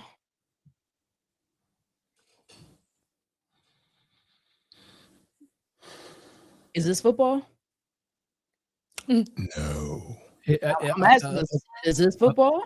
In Denver, it is. Play one side? No, this is basketball where it requires to play both sides of the ball. This new, I'm not even gonna go back and forth with these fans. I can't. I give up. I give up. Kaja, you got to say something, Kaja. Look, the Joker is like, he's like a walking triple double. I mean, we're gonna ask that man gives you everything and then some. And I know it may not look the same. You know, he's not quite the defensive player that you might want him to be, but his level of production on the offensive end is like you have to give the credit where credit is due. I can expect him to average pretty much a triple double, and then on top of that, go back and play defense on every single play. Something's got to give. It does. And if he's giving you that much on offense, and then he's giving you defense, he is going to get hurt. Yeah, he's definitely going to get hurt. How about the assist give and you defend? Because here's the thing: on offense, you don't have to do everything. You got 5 people that's supposed to help, but on defense, everyone has to stay in front of their man enough to be able to. You ain't got to lock them up, but you can't be a liability. Like that's required for all 5 guys on defense. On offense, you think it's a liability? Yes, he's not a liability. He's not a liability. Hold on, I get to that. I don't want to go back and forth. Let me say this part. On offense, you might have a point guard who's I'm gonna distribute the ball and run the offense. That's all I do. I don't even look for my shot. That might be Mark Jackson. Reggie Miller might be their primary scorer. The Davis brothers might be screen setters and rebounders, right? Then you might have a secondary scorer. Like everyone has a different role on offense, and you don't have to do it all. But on defense, everyone must play defense at a high level. So if something's got to give, why does defense have to give and not him doing assists and points? When you think about who's the most consistent that you can depend on outside of the Joker, like night in and night out? In Denver? Yes. Nobody can be more consistent than Joker because the offense is designed for him to be consistent. Just because it's designed for him doesn't mean that's gonna work out that way. Yeah. I don't think that he can afford to take assists off. So I don't think Jokic is consistent because some games he give you 30 plus, and in the other game he give you 18 with 15 assists. He's the only superstar who can decide whether I want to score tonight or I want to facilitate tonight. Michael Jordan had to score every single night, and then he played lockdown defense. But see, you're comparing a guard to a center. I think we do have David to give Robinson. Joker some grace right now. Kim Olajuwon had to sky every single night. I think you got to right now. You got to give Joker a little grace in that area. I think you're right. I think your point is completely right. If he was a guard, I think that would be a different conversation. That you're not playing defense, like to be considered one of the greats in a guard-heavy league. You have to play good defense. But for a center in this league, there's not too many centers. Derek Queen right now is showing guys what it's going to take to really stand out in your role as a center. But I mean, there's not too many centers apart from Şengün, AD a little bit. There's still like a few centers, I guess DeAndre Ayton, but I don't like him, that are like actually doing center work. Everybody else is shooting threes. So I guess for me, it's like the era that we're in, this isn't giving grace to Jokic saying he shouldn't be playing defense, but I don't really think it's super required for the role that he's in. It is. And what he's doing is protection cool. for the last line of defense should be required. So like if you Bree, if you was coaching, you would not tell your best player defense is optional because you do so much on offense. You would absolutely tell not, but of course I would. But here's the thing. Here's the thing about this Denver team, right? They're a huge team. They're large, so I just think it's easier. It's okay. You could give Joker grace in this situation. I don't think because yes, he's the last line of the debate. Not if you comparing him to the greats and saying he's top 10 when the top 10 play defense. You just can't. And if we giving Jokic grace, how come Aaron Gordon can't get grace? Why Aaron Gordon got to play defense? No, Aaron Gordon has to play defense. It's part of his game. Now he's starting to be more offensive minded, but he has to play defense. Aaron Gordon was a scorer in Orlando. Does Trae Young play good defense? Based on his size, it's kind of hard for a 5'9" guy to play. Oh, now it's hard. Now it's hard. The Joker is a center, and you want this man out here playing the best defense in the league. Come on. Let me ask you a question because you brought up Trae Young. I don't understand how Trae Young is relevant because I don't have Trae Young in the MVP discussion. I don't have Trae Young in the top 10 all time. You said he was better than Maxey, so I held on to that Trae Young to grudge. Gary Payton. I'm not comparing Trae Young to Tim Hardaway. I'm not comparing him to no greats. Trae Young is just playing. He just caught a straight for no reason. I didn't put him in no daggone MVP discussion, but guess who else played defense though? Everybody in the MVP ladder. Cade Cunningham plays great defense. Wemby plays great defense. Who else I got? SGA plays great defense. And who else? So are we gonna give Luka? I don't have him on my ladder. I don't have Luka in my ladder. I just don't understand how we saying the best player don't have to play defense. That is insane to me, y'all. Never said he didn't have to play defense. I'm just saying I'm not going to set the bar up super high because he's not a great defender. I can't deny everything else as he do. Yeah, because he can't or won't play defense. That's the whole thing. I just don't. So how come you have that same mindset for LeBron, but you can't have it for Joker? Which mindset? Of appreciation for one part of the game, but then say casually, "Oh, he has to work on other things." So but when it comes to Joker, I do it to LeBron too. Okay.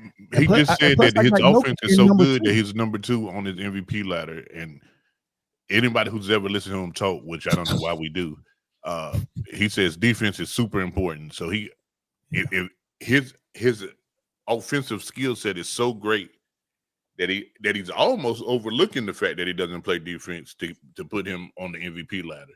And what he's saying is if he played any defense, he may be number 1 on that ladder right now. Correct. So no one's going to take away what Jokic could do offensively. But what he's saying is he's so gifted offensively that the fact that he plays 0 defense. 0? 0. I mean 0. You gotta Briana. I know you watch a lot of basketball, and I know you've seen a lot of games where Jokic just literally stands there and watches guys go right past him to the rim and lay it up. Yeah, it's literally stand there and watch. Queen was cooking him. For me, and I'm not going like all-star, all-American, shout out to Baltimore. Shout out Derek Queen, Baltimore. Let's go. Shout out to Maryland. Let's go. Okay, sorry. No, but like for me, it's not even the fact that he's not a great defender. It's the fact that he don't try. There's like no effort. And that's problematic for me, especially like when Mel said, you got so many people want to put him in the position, oh, he's a top 10 big of all time. He's this, he's that. And I'm like, how does he, like Mel was asking, how does he manage to get the pass for not even trying? Like, even if you just keep it among the centers, hold on, Jay, even if you just keep it among the centers and you say he's top 10, he's the only one in the top 10 that doesn't defend. How can we put him there? He's not the only one. He's the only top 10 center that didn't play defense. Yes, he's the only one. Let me explain it to you. That level of production on offense is why he's there. If he gets in foul trouble, they're shot. They lose that game. No, they're not. No, I don't think so, actually. The Denver Nuggets are actually looking pretty good. And Tim Hardaway, I like how this team look. They look sophisticated. They have every level of scoring on their team. Like I said, they're a big team. They're going to be a problem. They're going to make playoffs. They could damn near make it to the semifinals easily. Probably. I'm almost under the impression that they're asking him, hey, man, don't go pick up no silly fouls. Because like I said, like he has to have the okay not to try. No. Listen, he got the okay not to try for sure. But Kaja, I'm gonna show you something because you're saying with that level of production on offense, you should. I'm gonna give him a pass on defense. I'm not saying that he shouldn't. I'm not saying he should stand there and watch people go by and it's okay as a coach. If I'm coaching, I'm like, at least try to defend, right? I'm gonna say that. But when he gives you so much, I'm like, I'm kind of torn. I'm just like, look, like I don't think that they're gonna win much without him. Oh, well, let me explain this to you. And I think every player that's a leader on their team, they won't win much without them, right? So, but let me say this though. The production on offense is fooling us because you don't have to do all that on offense. If you was playing defense, you're not going to need all of that. And here's the thing: so you're saying he's overcompensating? He might be, but listen, he don't even have to be the one that is primarily distributing the ball. Jamal Murray is a point guard more than capable of distributing the ball as a point guard. Even with Jokic averaging 10 or 11 assists a game, Jamal I think Murray is Jamal's still more of a averaging around shooting 7 guard, to 8. in my opinion. Yeah, but he's still yeah, averaging 7 to 8 assists. And listen, here's my example that I'm gonna show y'all illustration. Tony Parker, Ginobili, Tim Duncan in San Antonio. If Tim Duncan decided I want all the assists, what would Tony Parker be doing? Yeah, it'd be hard for him. But Tony Parker is more than capable of assisting and running the San Antonio offense, and so is Jamal Murray. Now, the triple-double basketball, I'm gonna show you what's not necessary. Look at all these people on the left that play triple-double basketball or have played it once in their career. Jokic, Did you say Caitlin Clark? What is going Caitlin on? Clark, Harden, Westbrook. Now, notice all of those people who played triple-double basketball had the same excuse not to play defense because they do so much on offense.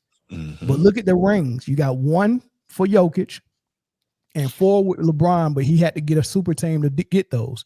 And look on the right of the people who said, I'm going to lock down on defense and score, right? And I'm not saying Magic is one of those people, but he did make a decision that I'm only going to do one thing. I'm going to assist. I'm going to let Kareem and James Worthy score. You have to make a decision. Do you want to distribute or do you want to score? Pick one. And when you do both and then say, I'm not going to defend, you make it harder on your team. Now, how many rings are on the right side versus how many rings is on the left side? What is that, 27 to 5? You skewed it. How many Hall of Famers on the right side versus how many Hall of Famers on the left side? I mean, they all gonna be in the Hall of Fame. Yeah, they're all on the left.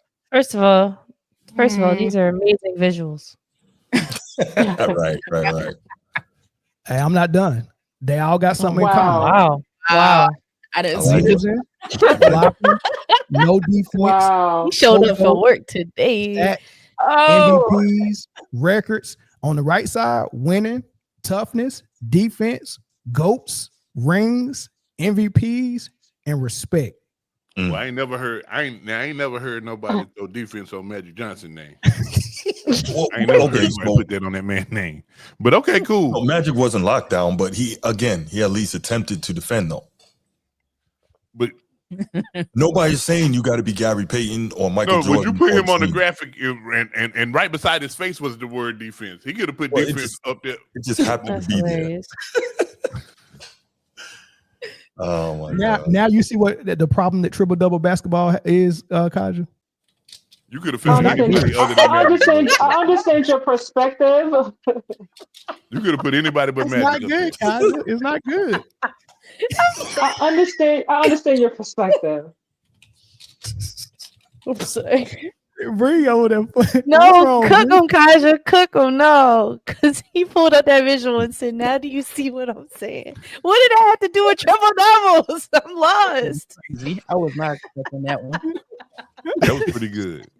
You know what though? I was told that if somebody gets a lot of steals, you pick Caitlin in there.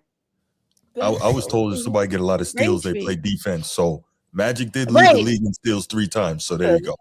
But at least that's why the other side, man. Here's what I was told. If you get steals, that means you play defense. So that's why SGA won. Should have had Caitlin and then Maya Moore on the other side or something. Like what this? Hey man, I just triple double basketball. They all get praised for their triple doubles. I'm letting you know what triple doubles get you. You left off Shorty. I can't even think of her name. From Phoenix. Alyssa, you left off AT. She played defense though. And she will be on the side. She does. Yeah, and she made a choice to facilitate, and someone else is the primary scorer. I'm against being both because you're against triple doubles. I'm against playing triple double basketball. Like when you design it to say, "Hey, I'm going to take the most shots and I'm facilitating all the offense," that's lopsided for me, and it puts your teammates in a rough spot to where they're just catch and shoot players, regardless of what skill set they got. Jamal Murray is a real point guard that can handle the rock and pass, and he can only do it when Jokic decides he don't want to do it. I got a question for you. What exactly is lopsided? I thought I was the only one that heard that. That's a new word, man. Lopsided. Just trying to figure out what that is. This is what we're doing. Nah, we're not doing it out. We trying to figure it out. Because I don't want to design an offense that's lopsided. Get your head in the game, Jay. Get your lopsided head. is Lopsided. Lopsided. Now I'm familiar with them. Lopsided right now. Come on, Wop. You see, Jay, when I hear Wop, I go. We from the same neighborhood. You've said Wopsided tons of times. Nah, when I'm talking about Wop, ain't no side to it. Yeah, but that just came out 5 years ago, though. Yeah, I've been saying 5 years Wopsided. ago. I wasn't saying Wop, unless I was saying Wop Babaloo Wop or Wop Bam Boom. Exactly. Thank you. He know what it is. Jay acting like he don't know. We both from Carolina. I'm from the Carolinas. I've never heard that. Yeah, Jay, that's a lie. That's a lie, Jay. It must be South Carolina. That must be a South Carolina thing. You lie like a dirty rug, and the truth ain't in you. All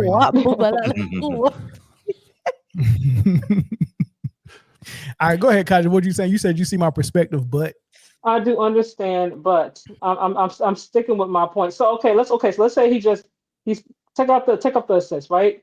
So he's averaging, I don't know, between 22 points and 27, maybe 1 or 2 assists and, I don't know, 13 rebounds a game. You think those assists are not going to be needed? They're not going to be missed for them to have success and win games? Because Jamal Murray to me is inconsistent.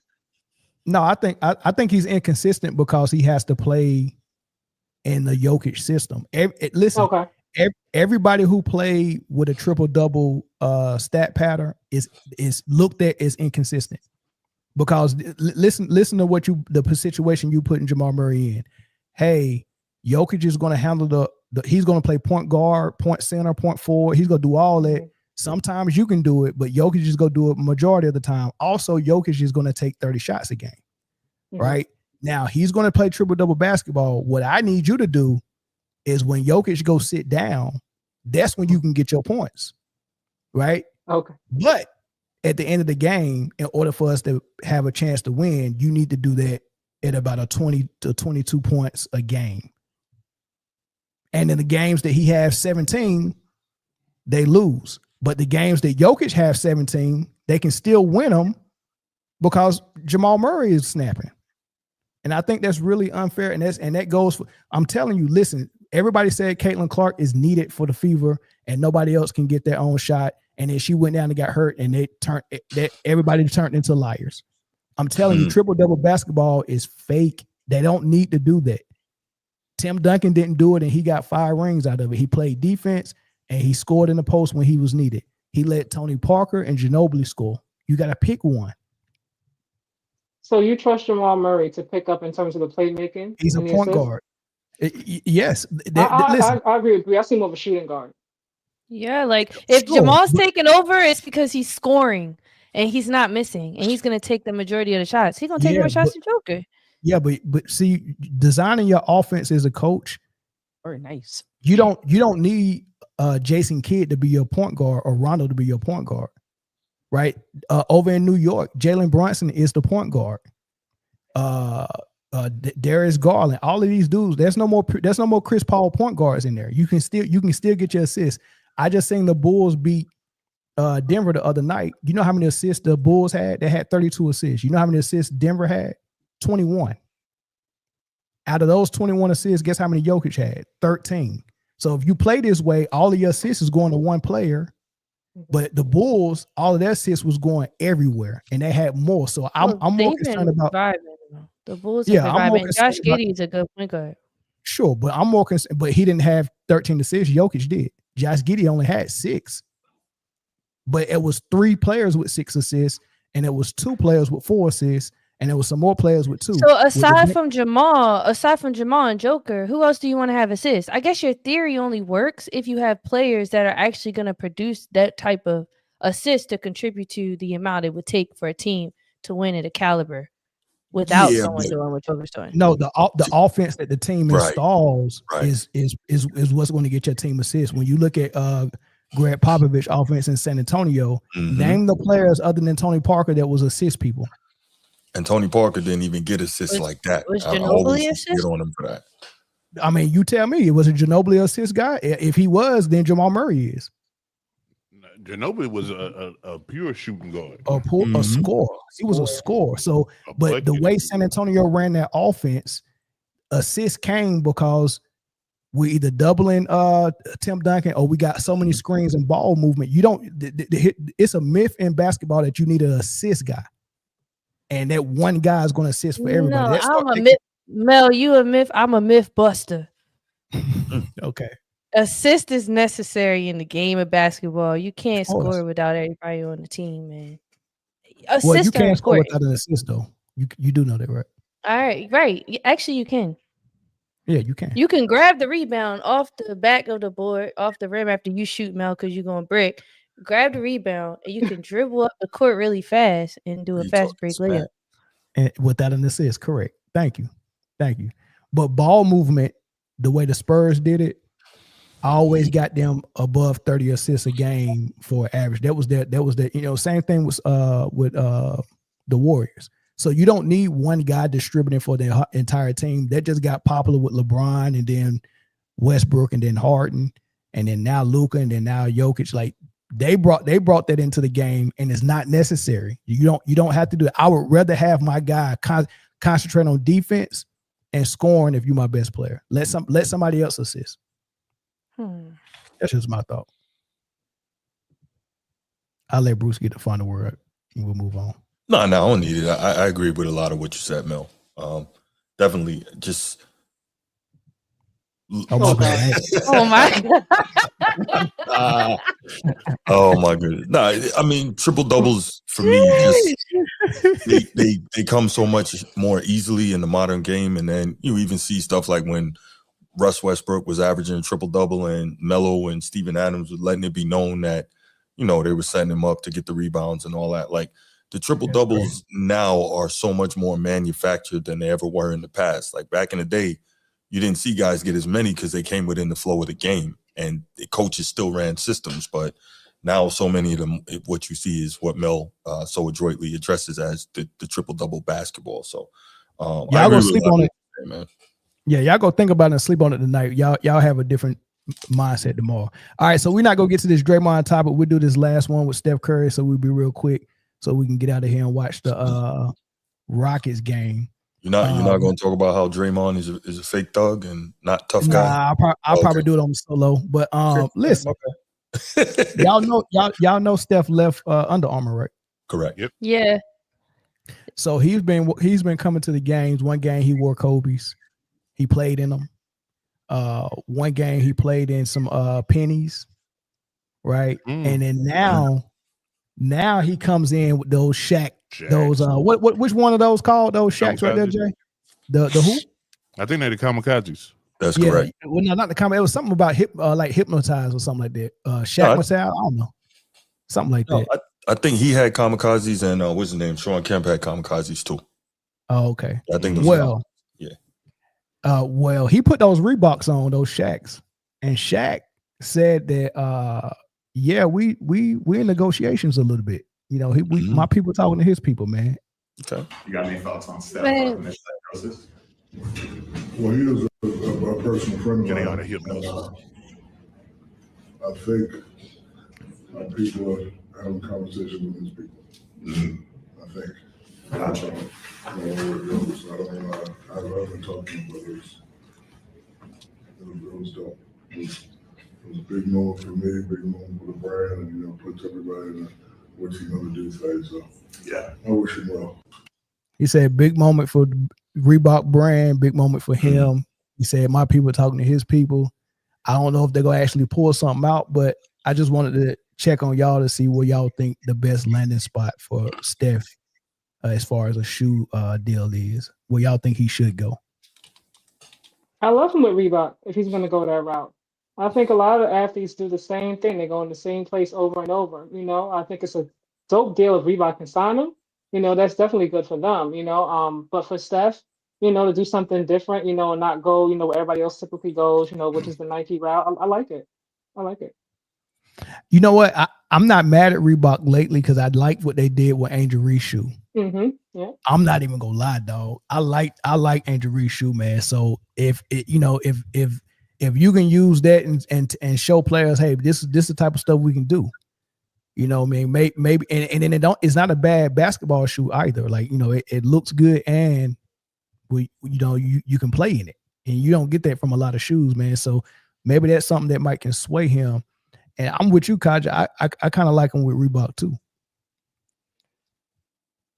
Yeah, I mean, I'm curious to see. This is gonna kind of determine a lot for where his mindset is at personally. Like, is he doing it for the money, or is he gonna do it for the brand, the reputation? Because I heard through the grapevine that Nike's offering Steph $780 billion over 7 years. Nah, ain't no way. I mean, $1 million, not billion, million. Sorry. Okay, Okay. okay. Yeah. Million is crazy. I said million, my fault. Million. 780 mil in 7-year deal. Yeah, So I'm crazy. curious. That's what I'm saying. Like, is he gonna go where the money at? Or I is wonder he why gonna they go ain't. with what he loves?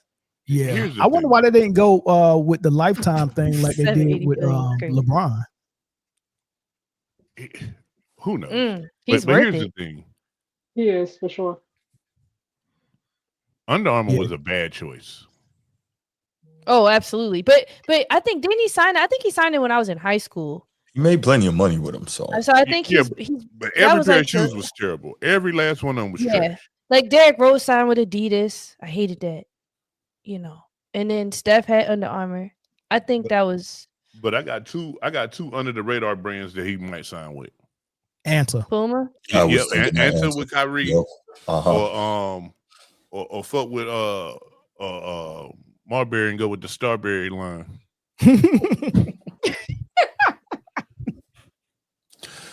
He can't go with Strawberry. He got historically bad ankles. He can't do that.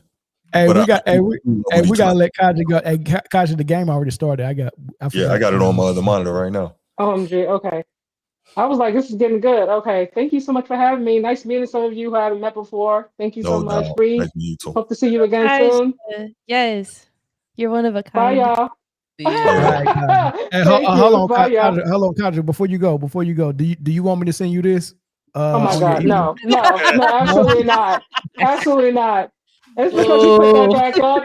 Watch the Joker tonight. Hit that triple double and watch them win. Watch. Watch. Play. I picked him to win tonight too, but His he don't need a defense is gonna triple be double for them to phenomenal. win. Yeah, he's good. They He's good. playing? Yeah, they playing. They up 19-8 right now. Who they Look at playing? that. Who are they playing? Oh, the Houston. Rockets. Yeah. Okay. Peace out, y'all. Good night. All right, Thank bye, you. Kaji. Bye. Yeah. All right. So you who was saying something about Anta and Starberry? Jay. You already Yeah, know. when you yeah, said that's- Anta, I was thinking about Anta as well. No, yeah, that's two places where he should look. I know what he shouldn't look, and that's New Balance. Boy, they did Cooper Flag wrong, boy. Golly, they got him a pair of dad shoes. Them Monarchs that Kareem Bigums be wearing. Well, let's go with it. Hey, look, he 2 years away from having a dad buy it. Yeah. He Bree, don't get that Luka treatment. Bree, I need you to stop lying. You do not like them New Balances. I need you to stop, Bree. I think they look lovely. You gotta have like certain style to freak them. Can we get them on the screen here? Let's get Yes, them on the please. screen. Let me get them. Let me get these. I'm looking them up right now. It's These not Cooper Flag. everybody is born with style. You feel me? Oh, I that's know a the shoe? Carolina influence. The BB Might Hezzy. not. Bro. Are you saying that because you like Maxie? I think he's with New Balance. I am. Yes, Brittany, you know me. I knew it. I was like, she a Maxie person. Listen, and And I he's think with New Balance. in Baltimore, it's a little biased too. All we wear is like Under Armour and New Balance. Not me. But Y'all ain't wearing these New Balances. I can guarantee you that. I'm looking at them right now. The Hezzy Low V2. They're not terrible, man. Are you serious? Yeah, they're not terrible. Okay, hey, I'm about to put these shoes on the screen in the chat. Go I ahead. need y'all to put I'm looking at yes the or Carolina no. Blue ones. Put yes or no if y'all rocking these on the court Are they or the though? I didn't say I would wear them. I said they're not terrible. No, that's not. I was They're looking not at the Carolina Blue ones. But They're still, not those aren't terrible. Yeah. He The played for colorway Dallas, is cool. dog. Come on, I don't dog. know if I'm personally gonna hoop in a New Balance Right. athletic shoe. I'm Is not that doing goat that. hide Yeah, on it was the that on the too. upper? Is that what? Bro. Goat hide. All What those is that? in What the is that made chat. out of? Yeah, that's a good question. hating. I don't think they're that No. bad. They're just I not wear They New flying. are bad. bad. Are you serious? They just Ain't not no way. flying, Mel. Cooper That's is the big difference. averaging. He's He averaging. averages 16. And he's shooting 45% from the field, about 30% from the three. He's averaging like 6 rebounds. I think almost 4 assists. What is he doing for wins and Putting losses? up way better numbers than Queen. All right, they lose. What is he doing for wins and But losses? why are we holding a rookie accountable for how a team is doing? Why are we doing that? Oh, hold Why on. are we doing that? Hold on. It shouldn't be. We should not be rocking these like this though. Wow. This is not a good look Right. at all. Now, I don't see this as a basketball sneaker though. Like I think if I have jeans with it, then that's fine. Like a casual look, but a basketball sneaker, nah. I wouldn't for it. Nah, dog. I can't wear it nowhere, dog. They already faded. Have you ever seen a pair of shoes that's like been in somebody's closet for like 15 years and like the white kind of turned brown? His joint already faded brown. Yeah, they're brand new old shoes. But no, That's crazy. I like me personally. I ain't give my thoughts on, but Steph, I like that. I mean, if they could get him, I wouldn't mind Reebok. I think he'll help put Reebok back on the map. And then That's really interesting. I think AI is probably in his ear trying to get him to go over. So yeah, I would like to see a little homage to AI, like a Steph Curry AI type. That would be fly. Answer 30 type joint. I mean, the question 30. That'd be real dope. Yeah, it would. Because anything is better than them orthopedic Currys. Yeah, He I had mean, them it nursing home was a pair of 5,000. Currys that I seen that was kind of dope though that Under Armour did. If I can't remember, it was a pair that I was like, yeah, I'm on it. What was? Did you buy him? No, I ain't buying them. Exactly. If I would have seen him in the store somewhere, I probably would have. Mel like to wear the tongue out when he wears shoes with pants. First of all, Mel don't wear sneakers. He wear Birkenstocks. That's very true. That's very true. I very rarely wear sneakers, dog. It's the Birks for me. It's definitely the Birks. I got so many pair of Birks, man. I thought he was joking when he said that. Okay. I like Clarks, man. But that's the all right, man. That's it, y'all. Clarks are very comfy. Very. Those are slept on. Hey, we were just talking about rookies. Queen and Cooper Flag, they playing each other unless Flag not playing tonight. Let me see. I don't know. I think he's sick.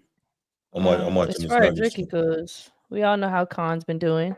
VJ's been like a little. I don't know if it's the injury or Jared McCain coming back, or I'm not sure. I think it's because he had such an explosive game 1 and game 2. It feels like maybe he's trending down, but I still believe in his consistency and I think he's going to keep going up. But listen, guys, he's on the trade block if anybody wants to trade with me in fantasy. Speaking of fantasy, Britne, would you like to trade VJ? Ain't nobody traded yet in the league. Sure, because all my guys is hurt. Yeah. You don't want Jason Tatum? I give you Jason Tatum. All my guys is hurt. I heard Jason Tatum might be coming back in January. Man, he better not get the show. Nah, he I heard come back. I think VJ's playing how he's supposed to right now with this particular team. Okay. He shows up when he's supposed to, right? So he's always making a good defensive play. He's always when they need a 3, shooting, knocking down the 3. So I think right now, till he really figures out his way, he's still a rookie. I think he'll be fine. I think he's still playing very well. I agree. Yeah. I agree. Fantasy wise, I don't know how that's impacting him. Who y'all got rookie of the year right now? 1, 2, and 3.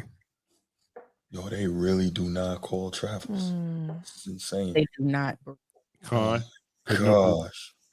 I got Khan number 1. Yo, I had no idea Khan was going to do this in the league. I had no idea. Hold on.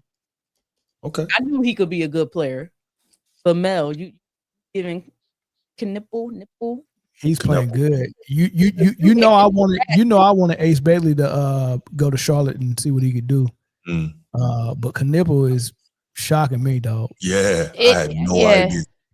And for him to do that on this Hornets team is kind of crazy. Y'all better start watching college basketball. The Suns was there all last year. No, but there's a lot of dudes that kill in college and don't walk into.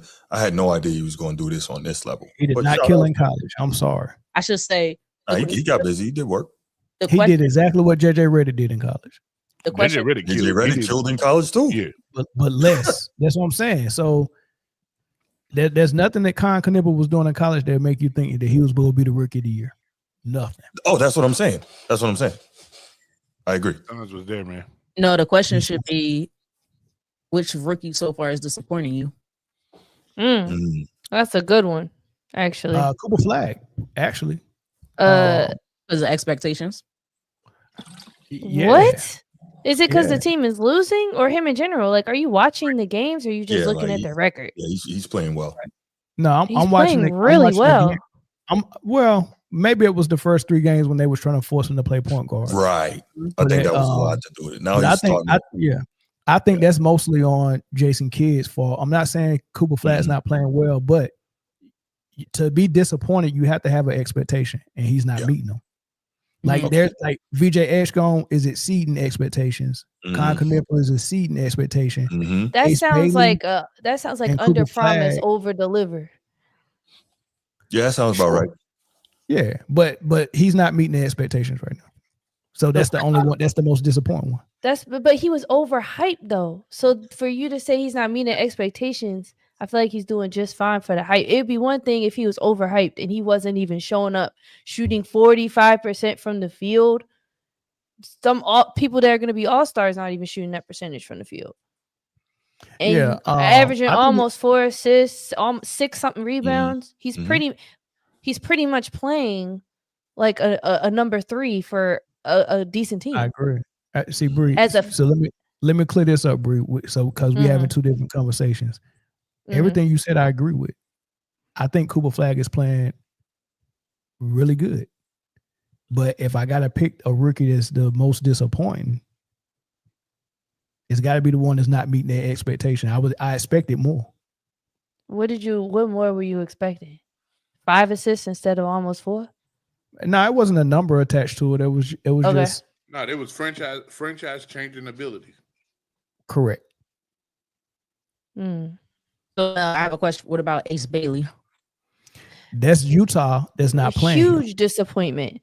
Yeah, he's a disappointment as well. But he's also playing well, just like Cooper is. Just he's getting very few minutes. But why though? On a bad team, right? Why can't he get on the court? So is Ace Bailey better than Isaiah Collier? You feel what I'm saying? They lose Colin Sexton, and then Walker Kessler goes down. They don't have John Collins anymore. These are people that were their big scorers. Now they have Keontae George, who's having a really good year. Really good year. But where does Ace Bailey not fit in? I guess is the point I'm trying. Like maybe Brittany's saying too. Like why wouldn't he be doing well? Well, I didn't say he wasn't doing well. He's just not playing big minutes. Now, where he's probably not fitting in at is somebody expressed that they didn't want to be in Utah. So maybe that got something to do with it. Kyle Anderson's playing more than him. Why? That's a good question. Kyle Anderson is like, I was just talking about Kyle Anderson the other day. And honestly, I'm not saying Ace Bailey's not a talented player, but like you guys mentioned a lot of it. But the expectations for him, although he dropped, most people will probably say he dropped to that 5th spot, was higher. Higher than what? What he's performing? Yeah, but this is my thing. Do you think if he was getting the same minutes that Cooper Flag is getting, that he wouldn't be able to perform similar to what Cooper Flag is doing? So Cooper Flag's getting all the opportunity to do what he needs to do, and Ace Bailey is not. Well, why? Because we just talked about the players that are ahead of him. I don't know why he's not getting the minutes. That's the part that I don't know. So maybe that he's not doing that they're expecting for him to do, he's not doing it. Because it could be. I think that's unfair though, because that's what they're doing to Kuminga and Golden State. They we don't know if he's not doing something and not getting minutes. We just know he's not getting minutes. That's not unfair. He's a rookie. No, I think it's unfair to just assume, you're not getting minutes because you're doing something wrong. But look at every other rookie in the Jeremiah Fears. Like they're all getting bumped. bump. Everybody's getting bumped. I agree. So I'm just kind of curious. What y'all think he not doing? You think it's just something somebody don't like him? Then why I draft? don't know. I don't know what it is. It's I guess, I guess they want him to earn it or what. I don't know what it is. I mean, he's gradually getting more minutes now. I seen him play a little bit. You know what I'm saying? He's getting double-digit minutes now, but he ain't getting no 30 minutes to go out there and do what he do. Because it ain't that whack. It's not that manager anymore. Fired him. I don't know. What y'all think it is though? Because didn't he start off with minutes? Wasn't he a starter or am I tripping? No. He never was a starter. Okay. As a matter of fact, the first game he started at least the first game. I think he was sick that very first game or something. They said that first game he probably played like 3 minutes or something like that. When I seen him in a game. It might have been versus Atlanta. I thought he was really good. He was explosive. He was getting stops, playing good defense. He was making good passes and getting to the free throw line. Yeah, even in that game against the Lakers, when LeBron came back, oh my God, Luka tried to close out on him on the corner, and he hit Luka with a jab, and Luka almost fell, and he went baseline and got this nasty Tracy McGrady looking dunk. What you laughing at, Britne? I'm gonna give Ace Bailey the credit, but that's Luka. We know this. All right. Right. That's why I'm laughing. Like, hold on now. But no. For me, I think Ace is a very talented player. I told you that when I was watching him, when you was like, yo, check out Ace Bailey. I think he is a very talented player. I'm just trying to figure out what's going on with this team because it's not like they got all world players ahead of them. So trying to figure out what's going on. Right. And if they losing so bad, why not? What they got to lose at this point? Well, they playing Oklahoma City now, and they started Ace Bailey, so. Okay. I'm like, I knew I seen something. I'm like, am I tripping? Okay. Well, let's see. Who they playing again? OKC. Oh, Flag is playing tonight. Okay. Yeah, but if I go back this game, fantastic. But I'm gonna give him some grace with it. So this is how his minutes was during the season. First game 6 minutes, second game 6 minutes, third game 4 minutes, fourth game 9 minutes. So he went 4 games without getting double-digit minutes, and then it got to 12, 10, 20, 21, 5, 13. So 21 minutes is the most he's got this season, but maybe he'll get more now that he started this game. We'll see how that turns out. Did the game just start? What quarter is it? Yeah. It's first quarter. It just started. Oh, it just started. Okay. Yeah, it's 9-6. 9-6. But all right, y'all. I'll let y'all get back to y'all Friday night, man. I appreciate y'all for y'all from joining Format Podcast. Bruce came over, one of our VIPs. I appreciate that, dog. No doubt. And then of course, Bree and Britne. I love when y'all show up too. So I missed y'all. I haven't been to work at all. I've been doing no call, no shows. That Joel Embiid effect, baby. No. That's Anthony Davis. Wow. That's all. No, you know what? I'm sorry, Bree. That's Kawhi. It's not an AD. That's Kawhi. I'm Kawhi, right? Yeah, that's Kawhi. I wasn't even injured, but I'm injured. I'm injured. I'll take Joel. I'll take Joel. Why don't you back to back? I was on load management here. Hey, Prime getting on my nerves showing this game with no scoreboard on it for like the last 5 minutes, dude. Like, I want to know what the score is. Come on, Prime. Yeah, that is kind of weird. They should keep that up. Denver beating the brakes off. I ain't seen the Rockets score yet. Since the scoreboard. Well, now they got it back up. Yeah. Oh, hold up. They should leave it up there all the time. I won't be seeing y'all till next week. So for those who will celebrate Thanksgiving, happy Thanksgiving. Oh yeah, nice. Sure. Happy Thanksgiving. I'm thankful for y'all. Yeah, we thankful for you too, Bree. Who all cooking and who just eating? I'm gonna cook. My mother and I, we're gonna cook. We're gonna each like make different things. Oh, that's how you do it. It's gonna be Baltimore seafood broil. My mom not from Baltimore. She's a Steelers fan. She's from Pennsylvania. And yeah. So she doesn't like seafood. What? I know. Yeah, it's kind of crazy. Ask. I thought she would have put some Obey in your bottle when you was a baby. No, just Similac. Oh my God. Mine said pop. Oh man. All right, y'all. Let's get out of here, man. Peace. I appreciate y'all. Thank you. All right. All right, y'all. Easy. All right.